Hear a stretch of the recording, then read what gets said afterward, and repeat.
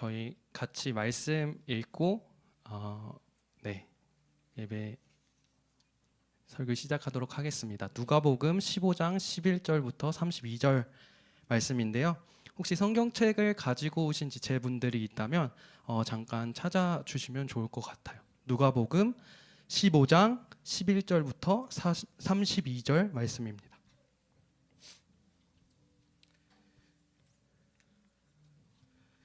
네, 누가복음 15장 11절부터 32절 말씀 저와 여러분 한 절씩 교독하면서 읽어보도록 하겠습니다.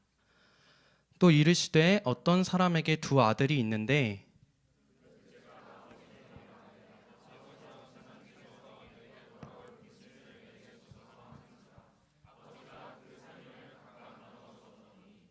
그 후에 며칠이 안 되어 둘째 아들이 재물을 다 모아 가지고 먼 나라에 가 거기서 허랑방탕하여 그 재산을 낭비하더니 다 없앤 후 그 나라에 크게 흉년이 들어 그가 비로소 궁핍한지라.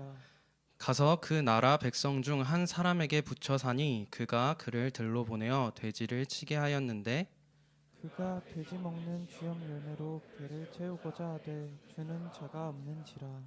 이에 스스로 돌이켜 이르되 내 아버지에게는 양식이 풍족한 품꾼이 얼마나 많은가 나는 여기서 주려 죽는구나.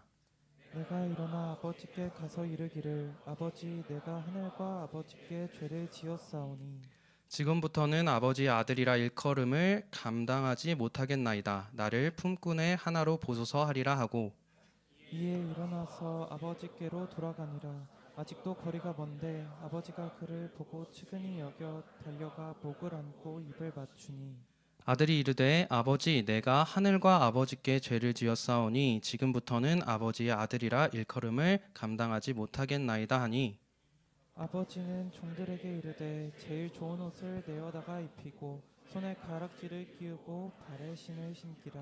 그리고 살진 송아지를 끌어다 잡으라 우리가 먹고 즐기자. 이 내 아들은 죽었다가 다시 살아났으며 내가 잃었다가 다시 얻었노라 하니 그들이 즐거워하더라. 맏아들은 밭에 있다가 돌아와 집에 가까이 왔을 때에 풍악과 춤추는 소리를 듣고 한 종을 불러 이 무슨 일인가 물은데 대답하되 당신의 동생이 돌아왔음에 당신의 아버지가 건강한 그를 다시 맞아들이게 되므로 인하여 살찐 송아지를 잡았나이다 하니 그가 노하여 들어가고자 하지 아니하거늘 아버지가 나와서 권한대 아버지께 대답하여 이르되 내가 여러 해 아버지를 섬겨 명을 어김이 없거늘 내게는 염소 새끼라도 주어 나와 내 봇으로 즐기게 하신 일이 없더니 아버지의 살림을 창녀들과 함께 삼켜버린 이 아들이 돌아오매 이를 위하여 살찐 송아지를 잡으셨나이다. 아버지가 이르되 얘 너는 항상 나와 함께 있으니 내 것이 다 네 것이로되 이 내 동생은 죽었다가 살아났으며 내가 잃었다가 얻었기로 우리가 즐거워하고 기뻐하는 것이 마땅하다 하니라. 아멘. 네, 여러분 저희 앞에 이거 보이시는 것과 같이 12월은 Waiting for라는 주제를 가지고 함께 진행해 보려고 합니다. 왜 이 기다림이 주제일까요? 성경을 이제 다양한 주제로 살펴볼 수 있겠지만 성경 전체를 관통하는 키워드 중 하나가 바로 이 기다림이라는 주제입니다. 구약에서는 이제 창세기에 약속된 오실 메시아에 대해서 기다리고 있고 신약에 들어와서는 다시 오실 예수 그리스도에 대한 기다림으로 이 성경 전체의 맥락을 요약해 볼 수 있습니다. 구약과 신약 그리고 신약의 연장선에 사는 우리가 그런 면에서 기다림의 시간을 살아가는 존재다라는 공통점을 갖게 됩니다. 다시 오실 메시아 예수 그리스도를 기다리는 존재라는 것입니다. 그렇다고 한다면 그리스도인에게는 이 기다림의 시간을 어떤 의미로 받아들이고 살아가야 하는지에 대한 주제는 삶 속에서 매우 중요한 주제로 작용하게 됩니다. 우리가 걸어가고 있는 이 기다림의 시간을 어떤 태도와 또 어떤 마음으로 살아가고 걸어가야 할지 오늘 본문을 통해서 함께 살펴보길 원합니다. 오늘 본문은 저희가 한 번쯤은 들어봤을 만한 말씀인 탕자의 비유입니다. 한 집에 아버지와 두 아들이 살고 있었습니다. 그런데 어느 날 둘째 아들이 아버지에게 대뜸 와서 이야기하는 것이죠. 12절을 함께 보면 좋을 것 같습니다. 제가 읽도록 하겠습니다. 11절이네요. 11절. 네. 그 둘째가 아버지에게 말하되 아버지여 재산 중에서 내게 돌아올 분깃을 내게 주옵소서 하는지라. 아버지가 그 살림을 각각 나눠 주었더니, 이렇게 얘기하는 거죠. 아버지가 가진 그 재산, 어차피 이제 돌아가시게 되면 그거 이제 내 소유가 될 텐데 그 소유, 그 재산 미리 이렇게 저한테 주시면 안 될까요? 라고 이야기를 하고 있는 것입니다. 사실 말이 안 되는 이야기입니다. 엄연히 아버지는 살아계시고 또 그 재산의 소유권은 아버지에게 있는 것인데 그것을 달라고 한다라는 건 그 자체만으로도 되게 부적절한 말이고 또 행동이고 태도입니다. 그런데 아버지의 태도는 꽤나 놀랍습니다. 흔쾌히 나눠서 줍니다.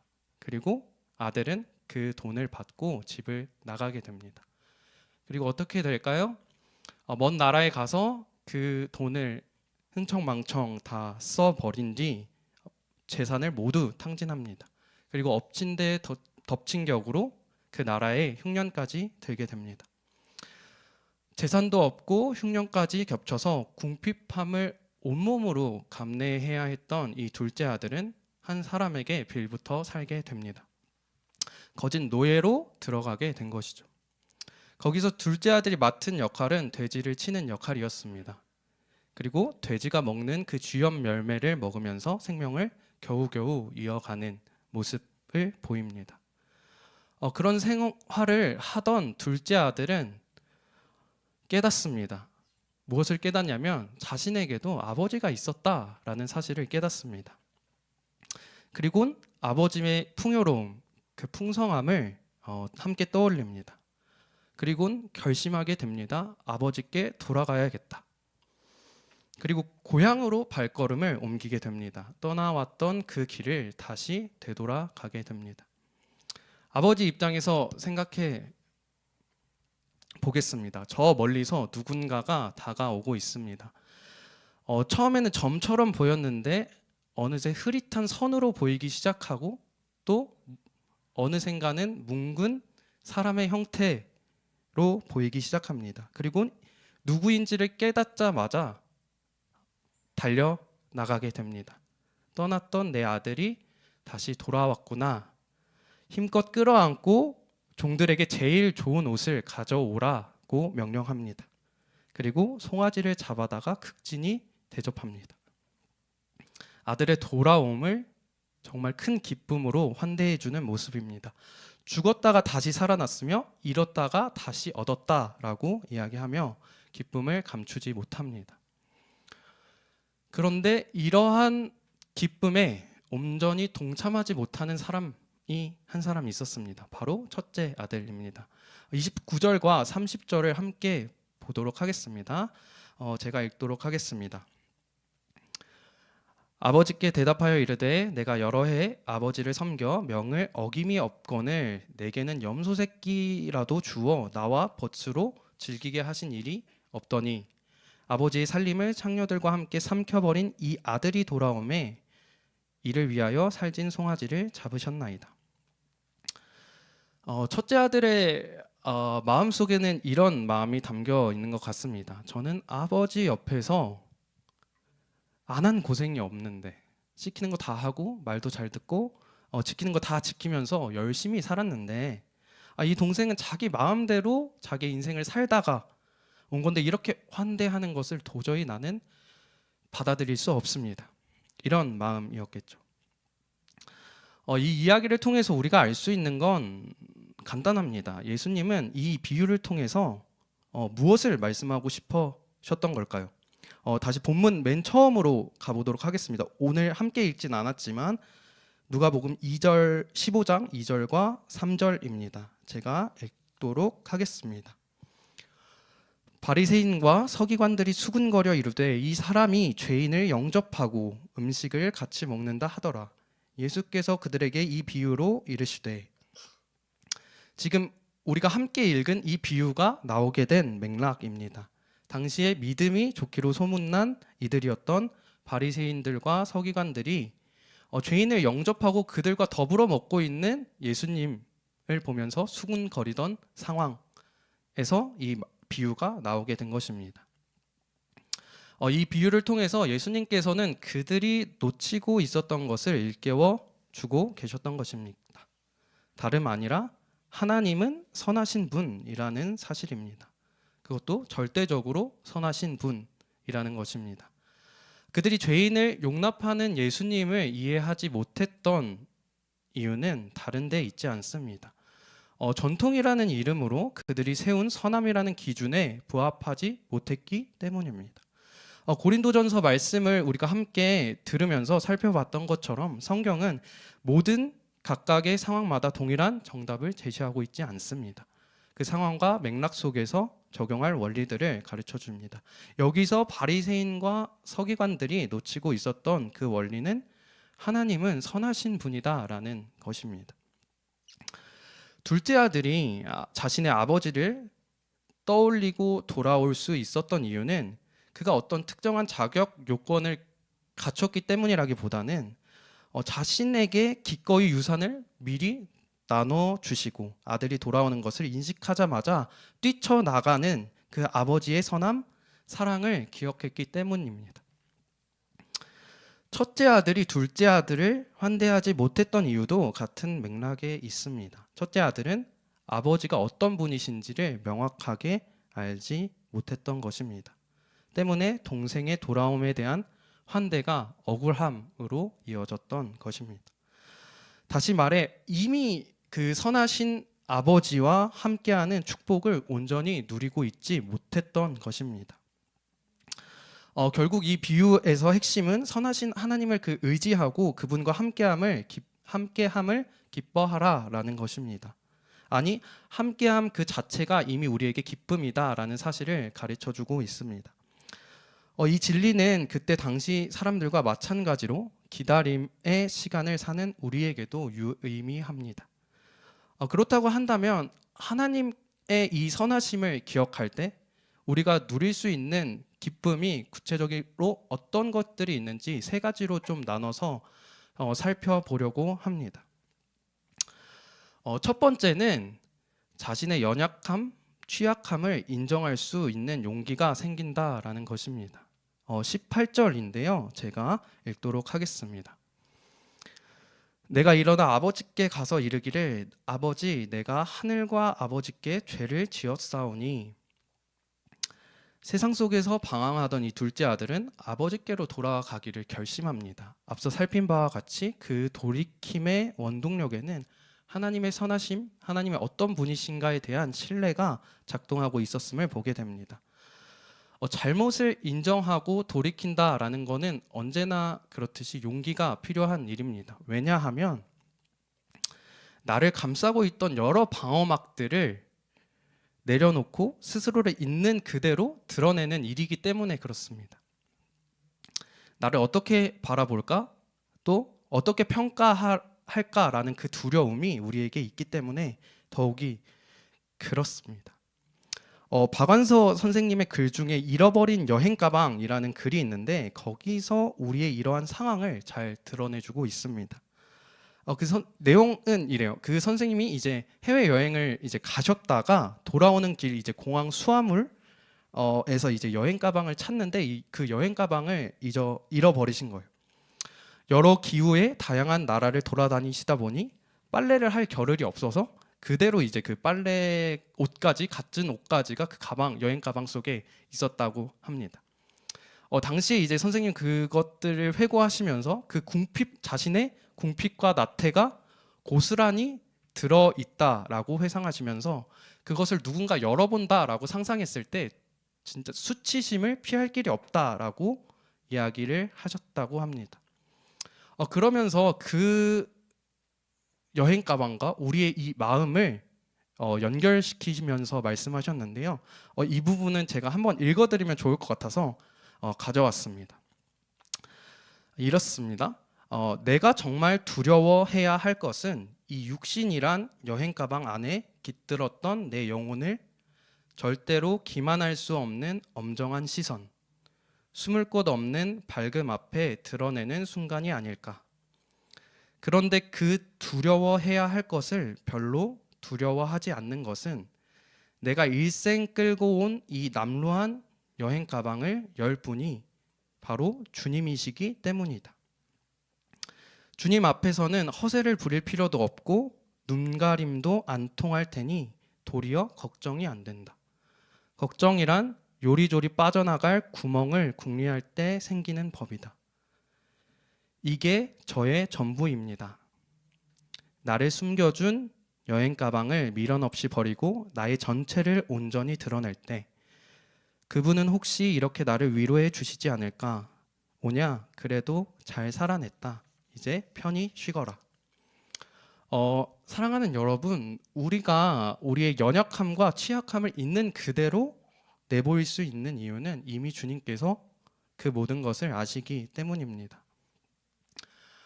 우리를 맞아주시는 그 아버지는 재산을 나눠달라고 했던 그 말도 안 되는 요청을 들어주시는 분이고, 그러면서도 동시에 계속해서 돌아오기를 원하시는 분이시며, 돌아왔을 때 누구보다 먼저 나와서 껴안아 주시는 분입니다.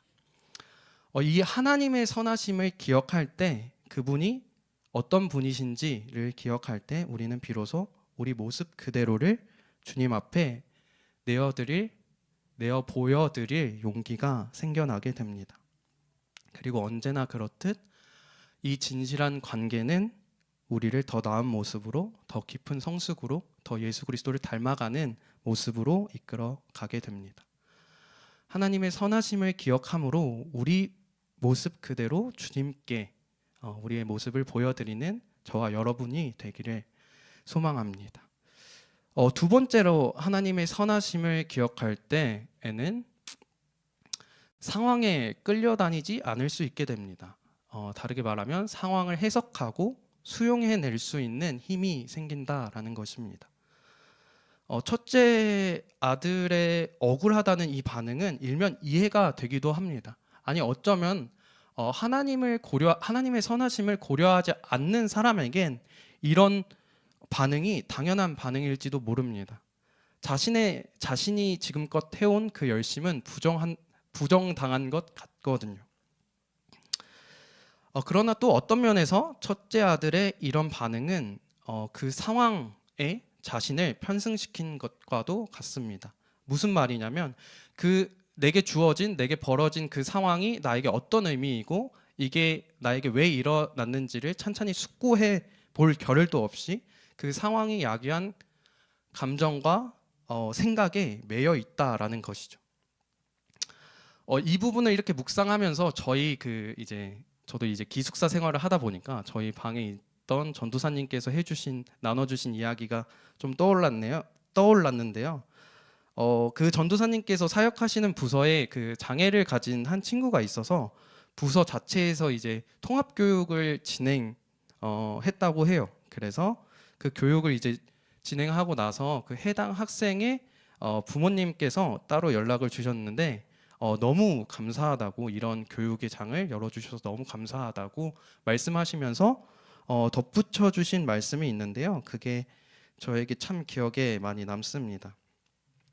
그 아이는 이제 선천적으로 이제 눈이 보이지 않는 아이인데 그게 이제 그렇게 태어나게 될 확률이 정말 희박하다고 해요. 100만 분의 1 막 이렇게 엄청 희박한 확률로 그렇게 태어난다고 하는데, 그게 이제 처음에 저는 들었을 때 어떤 면에선 그게 왜 하필 우리 아이지? 왜 하필 우리 아이한테 이런 일이 일어났을까라고 생각을 했을 법도 한데, 어머님께서 말씀하시길 이 아이가 우리에게 온 게 하나님의 뜻이라고 생각하신다라는 것입니다.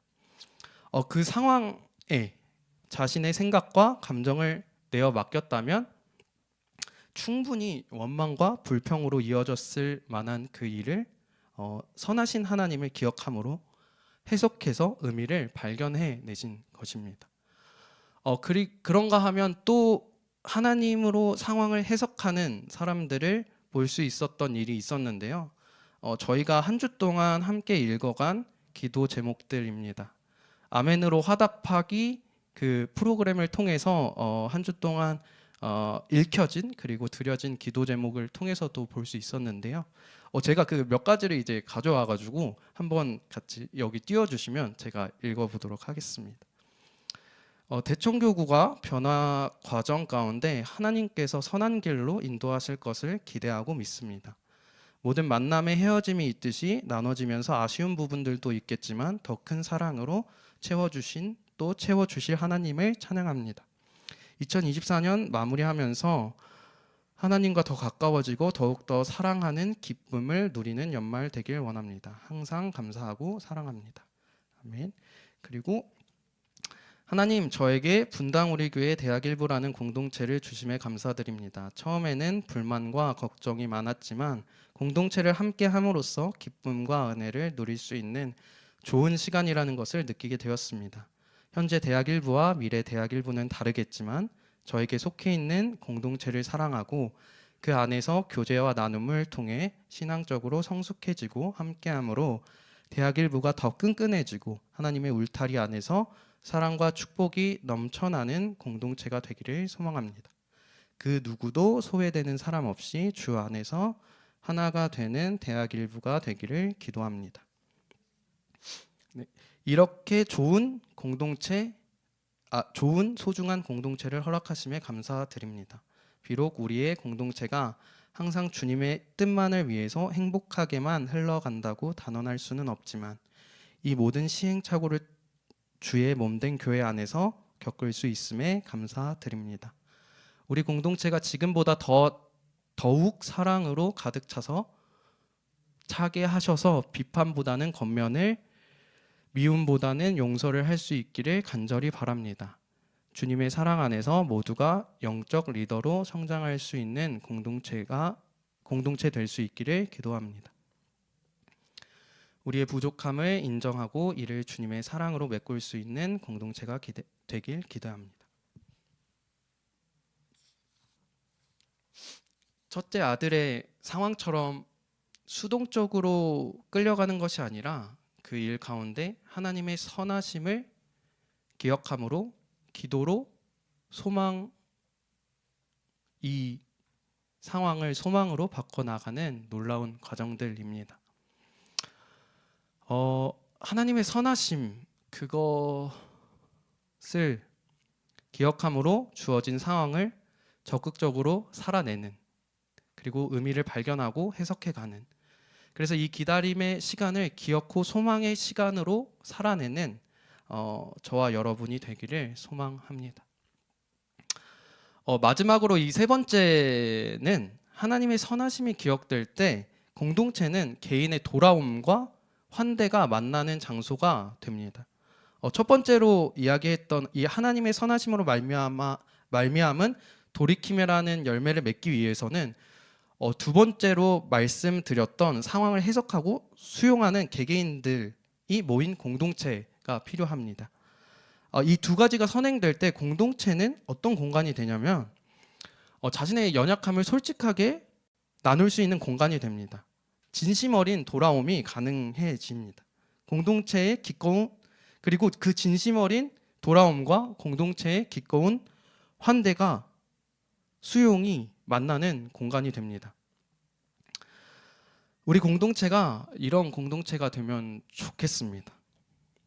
하나님이 어떠한 분이신지를 너무나도 깊게 알아서, 그렇기 때문에 나를 있는 그대로 바라보고, 그리고 그것에 잇대어져서 타인을 바라보며 기꺼이 수용하고 용납할 수 있는 공동체. 그렇게 우리의 연약함과 부족함이 포개어져서 서로를 든든히 지탱하는 공동체, 그런 모습으로 하나님께 영광 올려드리는 공동체가 되면 좋겠습니다. 말씀을 맺으려고 하는데요. 우리는 기다림의 시간을 지내는 사람들입니다. 여기서 이제 중요한 것은 바로 우리라는 이름입니다. 하나님께서 기다림의 시간을 우리에게 허락하신 이유가 무엇일까? 저는 그 답이 바로 이 우리라는 단어에 있다라고 생각합니다. 하나님 안에서 그분의 시선으로 스스로와 내게 주어진 사람들을 바라봄으로써 우리가 궁극적으로 소망하는 하나님 나라를 바라보며 기다리되 기쁨 안에서 그 모든 일을 감당하게 하시려는 것 같습니다. 그래서 우리라는 이름의 교회를 주신 것 같아요. 저는 교회를 항상 떠올릴 때면 같이 이제 연상하게 되는 게 퍼즐인데요. 퍼즐의 조각들이 다양한 만큼이나 또 우리가 가진 기다림의 모양들은 각자의 삶의 모양처럼 다양할 수 있겠지만 그것들이 이제 모이고 그 모양들이 맞춰져 나갈 때 진정한 큰 그림으로 완성되게 됩니다. 지금 주어진 이 기다림의 시간을 우리라는 이름으로 또 기꺼이 또 기쁘게 살아가는 대학 일부가 되기를 소망합니다. 저희 이제 같이 찬양할 텐데요. 주 안에 우린 하나라는 찬양입니다. 먼저는 항상 이 찬양을 부를 땐 저는 이제 그 우리라는 그 부분에 포커스를 되게 많이 맞췄었는데 요번에는 그 전에 이 하나님 주 안에 그 이 주님께 우리의 초점을 먼저 맞춰드리는 그 마음으로 찬양을 했으면 좋겠습니다. 우리라는 이 가능성의 토대는 다름이 아닌 우리를 먼저 바라보시고 우리와 함께 하시는 그 하나님의 선하심에 기초할 때 우리라는 가능성이 정말 꽃피울 수 있게 됩니다. 우리를 정말 우리 되게 하는 것은 다른 어떤 게 아니라 우리를 정말 우리로 불러 모아주신 그 하나님이 계시기 때문에 그 하나님이 선하시기 때문에 우리는 정말 우리를 기쁘게 또 온전히 누릴 수 있게 되는 것 같습니다. 그런 마음 가지고 이 찬양 같이 한번 찬양하도록 하겠습니다. 주 안에 우린 하나.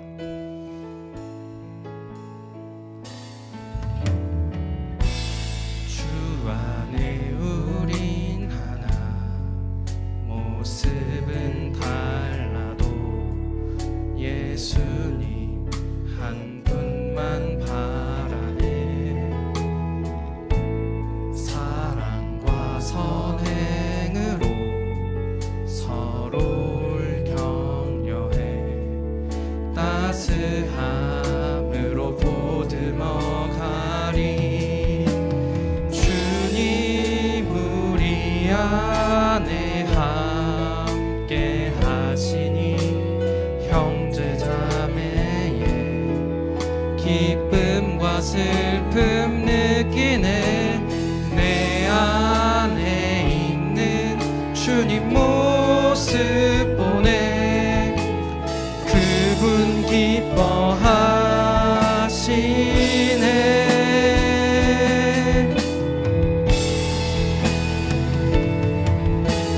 주님 우릴 통해 계획하신 일, 부족한 입술로 찬양하게 하시니. 주님 우릴 통해 계획하신 일, 우릴 통해 하실 일 기대해. 주 안에 우린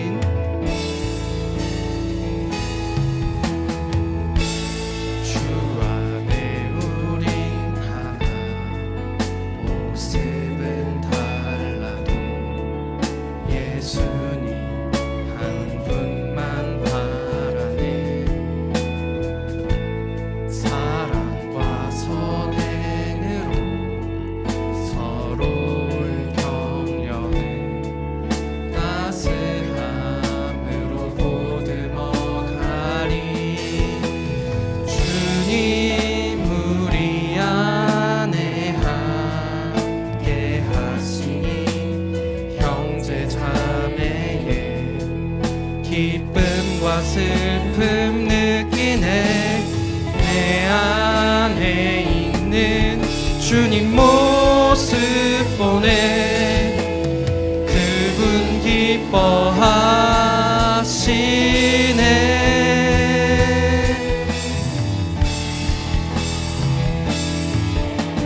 주님 우릴 통해 계획하신 일, 부족한 입술로 찬양하게 하시니 주님 우릴 통해 계획하시니 우릴 통해 하실 일 기대해. 저희 이 시간 함께 기도하면 좋겠는데요. 주님, 우리 안에 이미 함께하고 계십니다. 이미 우리 가운데에 먼저 찾아와서 우리의 마음을, 우리의 상황을 모두 다 알고 계십니다. 그렇기 때문에 우리는 정말 우리의 솔직한 마음, 우리의 정직한 마음을 주님께 내어 보여드릴 수 있습니다. 주님 안에서 우리의 모습을 바르게 직면할 수 있습니다. 그리고 그 주님으로 말미암아 우리는 또 서로를 바라볼 수 있게 됩니다. 그 모든 것이, 이 우리들의 가능성, 이 모든 것들이 다름 아니라 주님께서 선하시기 때문에, 주님의 선하심으로 우리를 부르셨기 때문에 가능함을 우리가 기억하며 그 주님을 묵상하며 주여 한번 부르짖고 기도하며 나아가겠습니다. 주여,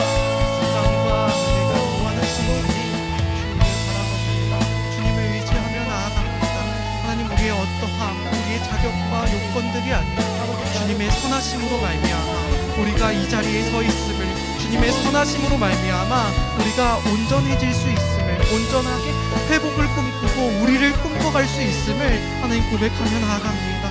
하나님, 주님의 선하심을 기억하길 원합니다. 주님의 선하심을 이끌기를 원합니다. 주님 함께하여 주시옵소서. 주님, 우리의 마음을 새롭게 하여 주시고 우리의 당신의 선하심으로 우리의 마음을 채워갈 수 있도록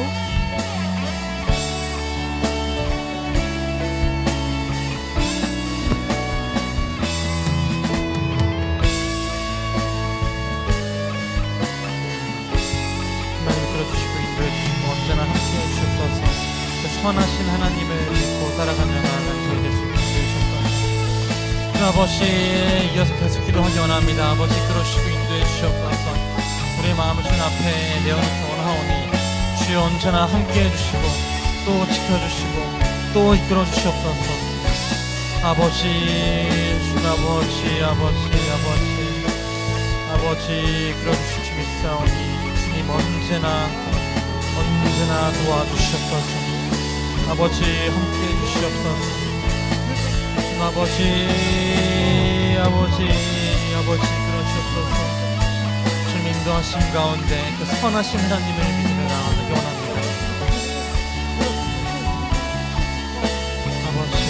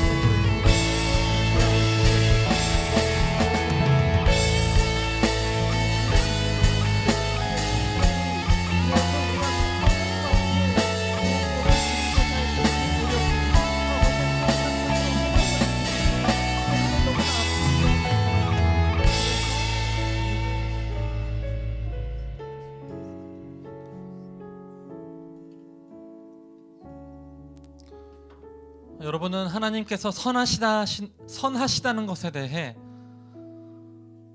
동의하시고 느껴지십니까? 오늘 함께 전사님께서 나눠주신 본문에 따르면 하나님의 선하심은 마치 이런 것과 같습니다. 저희는 반드시 우리의 삶 가운데 둘째 아들처럼 집을 뛰쳐나가게 됩니다. 모든 것을 낭비해버리고 모든 것을 탕진해버려서 이제 아버지와의 관계가 끊어졌다는 생각이 들게 되는 지경에 이르게 됩니다. 그래서 이 자녀는, 둘째 아들은 집에 오는 길에 이런 생각을 하게 됩니다. 내가 하늘과 아버지께 죄를 지었다. 지금부터는 아버지의 아들이라 일컬음을 감당하지 못하겠다. 나를 이제는 아버지의 아들이 아니라 나를 품꾼의 하나로 보소서. 이러한 단절감과 역시 나는 이 기준에서 너무 벗어나 버려서 이제는 더 이상 하나님의 아들이라고 할 수가 없어, 용서받을 수 없어 라고 생각하는 그때 진정 하나님이 선하시다는 것이 무엇인지를 알게 되는 것이죠. 신실하시고 무한하시고 끝없는 사랑으로 집 밖에 나와 우리를 기다리고 계시는 하나님을 보게 되는 것이죠. 그런 의미에서 여러분, 이 시간 이렇게 기도하기 원합니다. 하나님, 저희가 그 선하신 하나님, 끝없이 우리를 이해하시며 사랑하시며 우리의 그 허다한 허물을, 그 죄를 덮으시는 하나님의 사랑을 경험할 수 있게 해주옵소서. 우리의 삶 가운데 우리가 우리의 삶의 어떠한 자리에 있더라도 하나님이 선하시다는 것을 우리 마음 깊이 우리의 삶 속 여러 순간순간 경험할 수 있게 해주옵소서. 그 사랑을 경험하고 그 죄를 덮어주시는 하나님의 무한하신 그 사랑과 선하심을 경험하는 삶을 살아갈 수 있도록 인도해 주시옵소서. 다시 한번 주여 한번 외치고 기도하도록 하겠습니다. 기도합시다. 주여! 주님 아버지, 그 하나님의 사랑, 그 하나님의 선하심, 그 놀라운 용서하심, 우리가 어떠한 상황에 있든 시간에 아무리 좌절하더라도 아무리 멀어지더라도 나는 더 이상 하나님의 자녀라고 일컬음 받을 수 없다는 그 깨달음을 얻는 그 순간에 나는 이제 그저 품꾼 중에 한 명이다, 그 품꾼 중에 하나에 불과하다, 그렇게라도 살아갔으면 좋겠다라고 이야기하는 그 순간에 여실히 의심 없이 집 밖에 서서 우리를 기다려주시는 그 하나님의 놀라운 사랑과 신실하신 그 사랑을, 그 끝없는 사랑을 경험하기 원합니다. 하나님, 우리가 그 하나님의 사랑의 바운더리에 밀려있는 것처럼 느껴지는 그때에도 여전히 하나님은 우리를 사랑하신다는 것을, 여전히 우리를 기다리시며 우리를 바라보고 계신다는 것을 누리며 살아가기 소망합니다. 주님 아버지, 그러한 삶을 살아갈 수 있게 이끌어 주시옵소서. 인도해 주시옵소서. 함께 해 주시옵소서. 주님 아버지, 지켜주시고 도와주시옵소서. 아버지, 주님 아버지 도와주시옵소서. 주님 인도해 주시고 지켜주실 줄 믿습니다. 주님의 이끄심 가운데 언제나 그 하나님의 도우심을 따라 살아갈 수 있게 도와주시옵소서. 주님 아버지 도와주시옵소서. 주님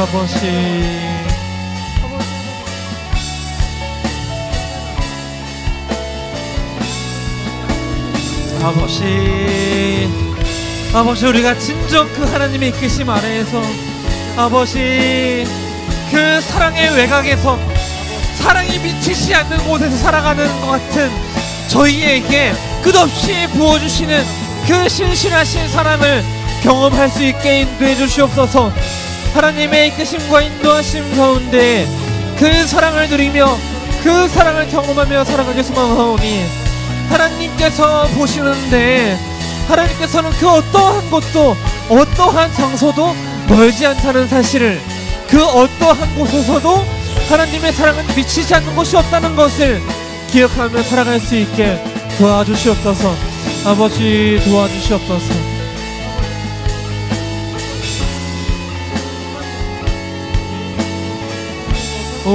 주님 아버지 지켜주시옵소서.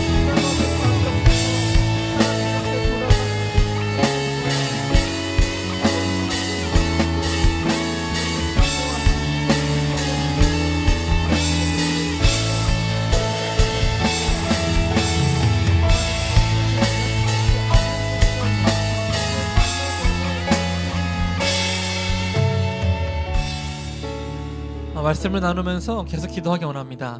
이 돌아온 탕자의 비유는 정말로 인간이 어떠한 존재인지를 여실히 드러내는 본문입니다. 우리는 둘째 아들과 같이 낭비하며 그 하나님 아버지로부터 멀리 떨어져서 이제 나는 하나님의 자녀라고 불릴 수 없다 생각하는 존재이지만, 또 한편으로 우리는 첫째 아들과도 같습니다. 끝없이 아버지 저 잘하고 있죠? 저 열심히 하고 있는 거 보이시죠? 저 아버지께서 말씀하시는 거 다 지키고 있어요? 저 정말 잘하고 있어요? 이렇게 이야기하는데 마치 그 아버지는 자유롭게 살아가는 동생을 더 사랑하는 것과 같은 느낌. 이렇게 열심히 하고 있는 나는 봐주지 않고 막 살아가고 있는 저 녀석을 더 사랑하시는 것 같은 느낌 때문에 그 질투로 오히려 내가 지금 이렇게 살아가서 뭐하나, 이렇게 열심히 해서 뭐하나 하면서 이 모든 것이 무효해지는 것 같은 느낌을 받게 되는 거죠. 우리는 첫째 아들과 둘째 아들 사이를 번갈아 가면서 왔다 갔다 하면서 살아가게 됩니다. 우리가 첫째 아들이라면 솔직해지는 것이 너무나 무섭죠. 두렵죠. 아버지, 사실은 저도 둘째 녀석처럼 집 밖에 나가서 그렇게 낭비하고 싶은 마음도 있습니다. 꺼내는 게 너무나 어렵습니다. 하지만 여러분이 첫째 아들이시라면 그 신실하신 하나님의 사랑과 선하심에 기대어서 하나님께 여러분의 마음을 이야기할 수 있어야 됩니다. 공부하기 싫을 수도 있고요, 경쟁하고 싶지 않을 수도 있고요, 그저 그렇게 높은 곳에 올라가고 싶지 않을 수도 있죠. 아니면 반대로 나는 겸손한 척하며 살아가지만 사실은 겸손하지 않고 내 안에 욕심이 가득하고 내 안에 욕망이 가능한 것이죠. 중요한 것은 무엇이냐면 아버지 앞에 솔직해지는 것입니다. 둘째 아들 부러워한 것이 아니라 우리가 있는 자리에서 솔직하게 하나님께 우리의 마음을 올려드리는 것이죠. 이 시간 첫째 아들의 마음을 생각하며 기도하기 원합니다. 기도하실 때 하나님, 제 마음도 이렇습니다. 제 행동은 이렇게 열심을 다하며 그저 주어진 거 열심히 하면 되는 것처럼 살아가지만 사실은 내 마음도 그렇습니다. 둘째와 같은 마음이 내 안에 있습니다. 내 진면모, 내 이 솔직한 마음은 이렇습니다 하는 것을 하나님께 올려드리겠습니다. 함께 기도하겠습니다. 주님 아버지, 우리의 마음을 하나님께 꺼내어 보이기 원합니다. 주님, 첫째 아들과 같은 그 마음이, 솔직한 마음을 꺼내기 어려운 그 마음이 우리에게 있습니다. 잘 보이고 싶어서, 잘하고 싶어서, 아버지께 좋은 인정을 받으려고, 그 아버지께 좋은 칭찬을 받으려고, 나는 둘째와 다르려고 그 수많은 동기 때문에 첫째로 살아가길, 첫째의 역할을 잘 수행하며 살아갑니다. 하나님, 우리가 이 시간만큼은, 기도하는 이때만큼은 하나님 안에서 자유로워지기 원합니다. 진솔하게, 솔직하게 우리의 마음을 꺼내어놓고, 우리의 마음을 꺼내어놓고 진정 솔직하고 친밀한 관계를 이루어가기 원합니다. 아버지, 아버지가 우리의 아버지됨을 신뢰하며 확인할 수 있게 인도해 주시옵소서. 정말로 선하시고 정말로 신실하시며 끝없는 사랑으로 우리를 인도하시는 그 놀라운 사랑의 하나님을 경험할 수 있게 해주시옵소서. 아버지, 우리가 자녀된 권세를 가지고도 우리 집에 있는 그 냉장고 문을 벌컥벌컥 자유롭게 열지 못하고 끊임없이 나를 꾸미며 살아가는 존재는 아닌지 그렇게 돌아봅니다. 주님, 우리가 우리의 집 안에서 아버지 앞에서 자유롭게 살아갈 수 있게 인도해 주시옵소서. 아버지, 우리가 진정 하나님 안에서 참 자유를 누리며 살아가길 원하오니 하나님 앞에서 거짓말하는 바보 같은 짓을 하지 않게 해주시옵소서. 우리의 마음을 하나님 앞에서도 속이지 않게 해주시옵소서. 아버지 앞에서 우리의 마음을 솔직히 드러내며 진정 하나님께서 우리에게 원하시는, 간절하게 바라시는 그 친밀한 관계, 그 친밀한 관계를 맺어가며 살아갈 수 있게 이끌어 주시옵소서. 오 주님 아버지, 주님께 구합니다. 우리의 마음을 꺼내 올립니다. 아버지, 내 안에 어떠한 마음이 있든지 내 마음에 감찰하시는 분이시오니 아버지 하나님께 우리의 마음을 숨겨서 답답하게 살아가지 않게 해주옵소서. 그저 한 분 하나님께만은 우리의 마음을 온전히 보여드리는 삶, 그래서 더욱 자유로워지는 삶, 내 마음이 하나님 앞에 완전히 깨끗하게 드러나서 솔직해지는 삶을 살아갈 수 있게 해주시옵소서. 주님 도와주시고 이끌어주실 줄 믿습니다. 아버지 함께 해주시옵소서. 아버지,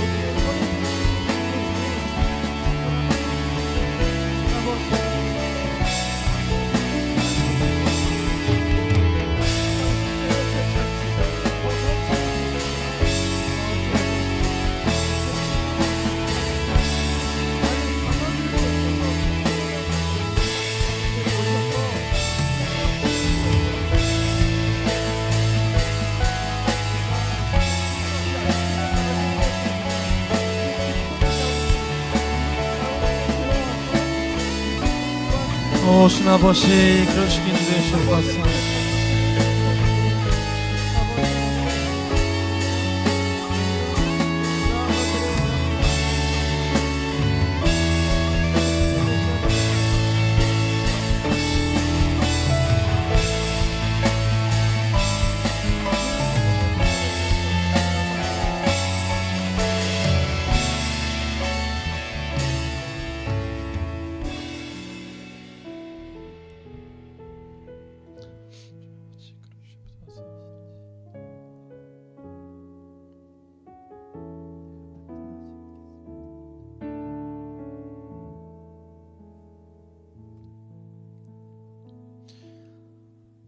우리는 그 첫째 아들과 둘째 아들 사이에서 계속 왔다 갔다 하면서 우리의 부족함을 발견하지 않을 수가 없게 됩니다. 내가 이런 존재구나.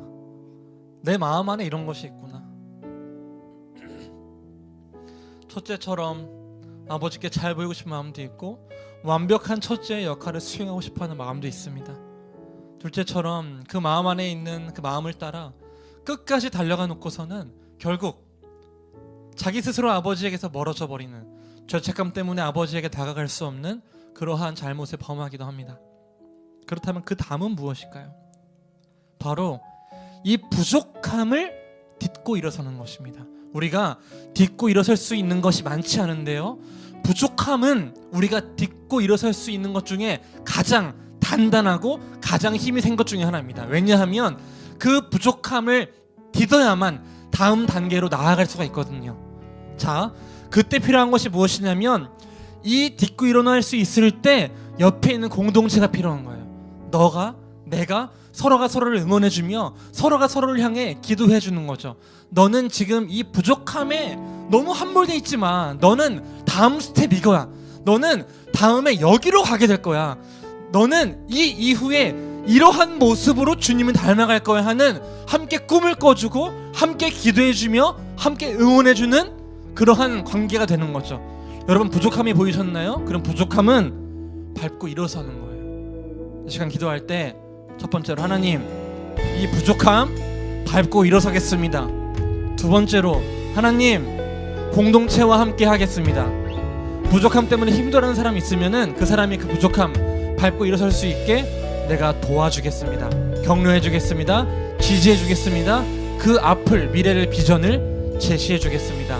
마지막으로 함께 주여 한번 외치고 기도하겠습니다. 주여, 주님 아버지, 우리의 부족함 밟고 일어설 수 있는 이 가장 단단한 돌인 부족함을 밟고 일어설 수 있게 인도해 주옵소서. 부족함 때문에 걸려 넘어져서 일어서지 못하는 삶이 아니라 이 부족함을 밟고 일어설 수 있는 이 단단한 돌을 밟고 일어섬으로 더욱더 예수님 닮아갈 수 있는 저희들 될 수 있게 인도해 주시옵소서. 하나님, 또한 기도하오니 주여, 이 공동체가 부족함 때문에 자신의 부족함에 걸려 넘어져 있는 지체들을 손 잡아줄 수 있는, 그들을 일으켜 세워줄 수 있는 공동체가 되게 해주옵소서. 주님, 주님께서 우리를 인도해 주시오니, 주님께서 우리를 붙잡아 주시오니, 아버지, 서로가 서로의 손을 붙잡고 일어서서 밀어주고 당겨줌으로 부족함을 넘어가 예수를 닮아가는 공동체 되게 해주시옵소서. 주님 아버지, 끌어주시고 도와주시고 함께 해주실 줄 믿습니다. 아버지, 아버지의 부족함을 밟고 일어서게 해주시옵소서.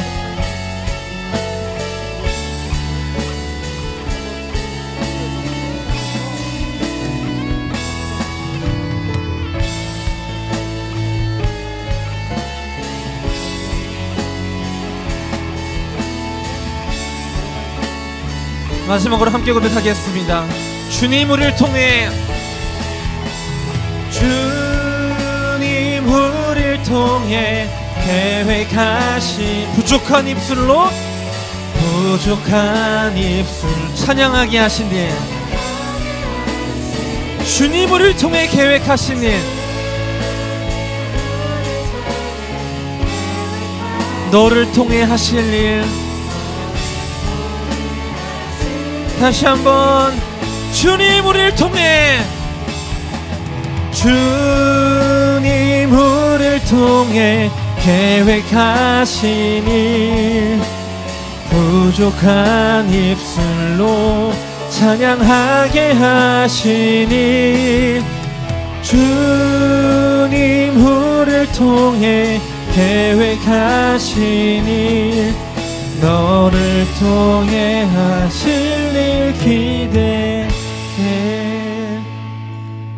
하나님, 우리 안에 있는 그 첫째 아들과 같은, 둘째 아들과 같은 모습 때문에, 그 부족함 때문에 함몰되어져서 걸려 넘어져서 일어나지 못하는 저희가 되지 않게 해주옵소서. 오히려 그 부족함을 밟고 일어서서 하나님 앞에 우리의 진솔한 마음을 드러내고 우리의 솔직함을, 우리의 부족함을, 오히려 연약함을 드러내어져서 마치 비를 피하다가 조심조심 조금 비가 젖을까 걱정하는 삶이 아니라 한번 비 쫄딱 맞고 자유로워지는 경험을 할 수 있게 해주시옵소서. 아, 비 쫄딱 맞았을 때 오히려 자유로울 수 있구나. 하나님 앞에서만큼은 비 쫄딱 맞을 수 있구나. 하나님께 우리의 연약함을 내어드리는, 고백하는 자유로운 삶을 살아갈 수 있게 인도해 주옵소서. 주님, 주님께서 공동체를 허락하셨사오니 이 공동체가 서로의 부족함, 그 부족함을 지적하는 공동체가 아니라 자신의 부족함 때문에 걸려 넘어져 있는 지체에게 손을 내밀어 줄 수 있는, 그리고 그 손을 당겨줌으로 그 지체가 자신의 부족함을 밟아 서서 일어설 수 있는, 다음 스텝으로 넘어갈 수 있게 해주는 그러한 사랑의 공동체, 하나님의 선하심을 누리는 공동체가 될 수 있게 인도해 주옵소서.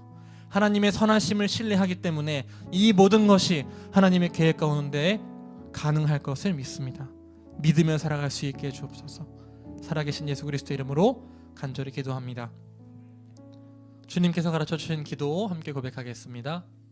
하늘에 계신 우리 아버지여, 이름이 거룩히 여김을 받으시오며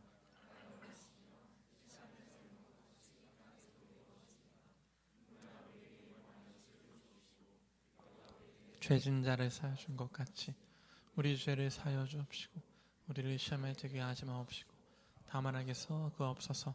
대개 나라와 권세와 영광이 아버지께 영원히 있사옵나이다. 아멘.